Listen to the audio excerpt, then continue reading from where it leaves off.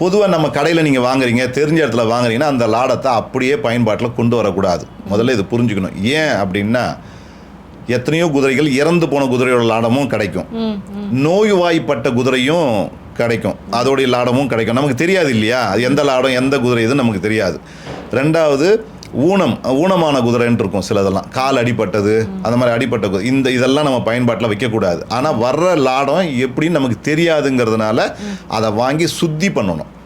சுத்தி பண்ணிட்டு தான் நாம் அதை பயன்பாட்டில் வைக்கணும். ஒருவேளை இறந்து போன குதிரையாக இருக்கலாம், இல்லை ஊனமானதாக இருக்கலாம், அல்லது நோய்வாய்ப்பட்ட குதிரையோட லாடமாக இருக்கலாம். அப்படி இருக்கக்கூடிய லாடங்களை பயன்படுத்தக்கூடாது நம்ம. அப்போ என்ன பண்ணணும்னா, வாங்கிட்டு அதை கொஞ்சம் அந்த சாம்பிராணி புகை இருக்கு இல்லையா, சாம்பிராணி போடுற நெருப்பில் போடணும். சாம்பிராணி புகை போடுற நெருப்புலேயே புகையை போட்டுட்டு அதில் இதை போடணும். எது இந்த லாடத்தை நீங்கள் கடையிலேருந்து வாங்கினா அதை அதில் போட்டு கொஞ்சம் நேரம் அந்த ஹீட் அதில் போடும். அதுக்கப்புறம் அதை எடுத்து பன்னீரில் அலம்பிட்டு அதுக்கு ஒரு பாலில் தோஷ சாந்தி பாலில் அதை கொஞ்சம் நேரம் ஊற வச்சுட்டு அதுக்கப்புறம் அலம்பி நம்ம மாட்டலாம். இதுதான் கரெக்டான முறை.